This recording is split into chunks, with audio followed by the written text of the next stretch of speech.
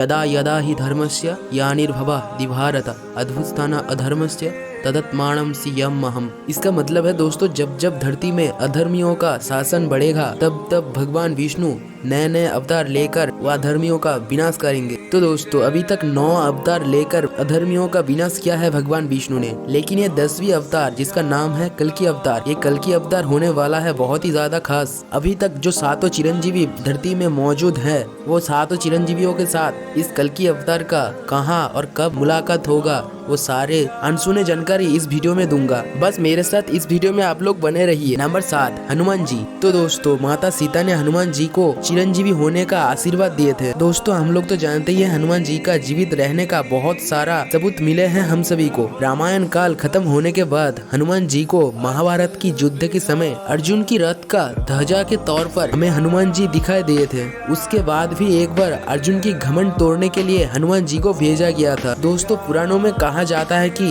रामायण काल में श्री राम ने हनुमान जी को आशीर्वाद दिए थे कि वो श्री राम का 10वीं अवतार का दर्शन कर पाएंगे। नंबर 6 पे आते हैं राजा बलि। श्री भक्त प्रहलाद की एकलौता वंशज थे राजा बलि। स्वर्ग, मर्त्य और पाताल इन तीनों लोगों में राज करते थे राजा बलि। इसके अलावा वो एक बहुत बड़ा दानवीर भी थे, जिसके चलते भगवान विष्णु की ब्राह्मण अवतार के साथ एक बार मुलाकात हुआ था उनको। बामन ने दान के तौर पर राजा बलि के पास 3 पग रखने का जगह खोजी थी और राजा बलि ने हंसते हंसते वो 3 पग रखने का जगह दे दिया बामन को। फिर भगवान विष्णु की ये बामन अवतार ने विकराल रूप धारण करके पहला पग रख दिया धरती पे, दूसरा पग रख दिया स्वर्ग में। फिर बामन ने कहा, राजन तीसरा पग कहाँ पर रखूं? तीसरी पग रखने का जगह दीजिए मुझे। फिर राजा बलि ने अपने सर पर पाँव रखने का अनुरोध किया बामन अवतार को। फिर बामन अवतार ने अपने पाँव से राजा बलि को पाताल लोक भेज दिए, जहाँ पर राजा बलि अभी तक मुक्ति का प्रतीक्षा कर रहे हैं। नंबर 5 पर आता है महर्षि व्यास, जिनको हम लोग वेद व्यास के नाम से भी जानते हैं, क्योंकि इन्होंने अपने हाथों से लिखे हैं 4 वेद, महाभारत, 18 पुराण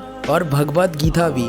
इसके अलावा वेद व्यास जी एक बहुत बड़ा तपस्वी भी थे, जिसके कारण उनको पहले से ही कल्कि अवतार के बारे में पता चल गया था। नंबर 4 पे आते हैं विभीषण। दोस्तों हम लोग तो जानते ही हैं विभीषण लंकेश्वर रावण का भाई होने के साथ साथ श्री राम का एक बहुत बड़ा भक्त भी था, जिसके कारण रावण जब सीता को अपहरण करके ले आ रहा था तब विभीषण जी ने बांधा दिया था रावण को और बोले थे श्री राम के साथ युद्ध मत करिए, लेकिन रावण ने विभीषण का बात नहीं माना था और विभीषण ने युद्ध चलने के समय श्री राम को बहुत मदद भी किए थे, जिसके कारण श्री राम ने विभीषण को चिरंजीवी होने का आशीर्वाद दिए थे। रामायण काल समाप्त होने के बाद महाभारत की युद्ध के समय विभीषण को देखा गया था। नंबर 3 पे आते हैं अश्वत्थामा, जो गुरु द्रोणाचार्य की एकलौता वारिस था। महाभारत की युद्ध के दौरान अश्वत्थामा ने ब्रह्मास्त्रों की प्रयोग किया था, जिसके कारण श्री कृष्ण ने अश्वत्थामा को अभिशाप दिया था कि उन्हें कभी मृत्यु प्राप्त नहीं होगा। महादेव की सारी अवतारों से यही एकमात्र अवतार है जिसको कभी पूजा नहीं किया जाता।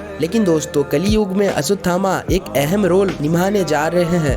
कहा जाता है कि मध्य प्रदेश की असहरी नगर की एक किले में हर दिन अश्वत्थामा आते हैं और महादेव की एक लिंग की पूजा किया जाता है। अगर अश्वत्थामा के बारे में और भी जानकारी चाहिए आप लोगों को तो डिस्क्रिप्शन में लिंक दिया हुआ है, जल्दी से जाके मेरा दूसरा वीडियो देख लीजिए। नंबर 2 पे आता है कृपाचार्य। संस्कृत ग्रंथ के अनुसार कृपाचार्य अभी तक चिरंजीवी हैं। कृपाचार्य जो अश्वत्थामा की मामा और पांडव और कौरवों की आचार्य हुआ करता था। पुराणों में कहा गया है कि कृपाचार्य एक बहुत बड़ा तपस्वी भी थे, जिसके कारण उन्हें चिरंजीवी होने का वरदान मिला था। कहा जाता है कि वो अभी तक ध्यान में है और कल्कि अवतार का प्रतीक्षा कर रहे हैं। नंबर 1 परशुराम। भगवान विष्णु की 6ठी अवतार था परशुराम, जो महामहिम भीष्म, कर्ण और गुरु द्रोणाचार्य का भी गुरुदेव थे। कहा जाता है कि भगवान विष्णु की इस कल्कि अवतार को भी भगवान परशुराम ही शिक्षा प्रदान करेंगे। महाभारत के अनुसार भगवान परशुराम महेंद्रगिरी पर्वत में रहते थे और वो अभी तक महेंद्रगिरी पर्वत में ही कल्कि अवतार का आविर्भाव होने का प्रतीक्षा कर रहे हैं। तो दोस्तों आप भी महादेव का एक बहुत बड़ा भक्त है तो कमेंट में हर महादेव लिखना मत भूलना और चैनल को जल्दी से लाइक, शेयर एंड सब्सक्राइब कर दीजिए, जिसके बदौलत आप लोगों को फैक्ट से रिलेटेड वीडियो हर समय आते रहेंगे।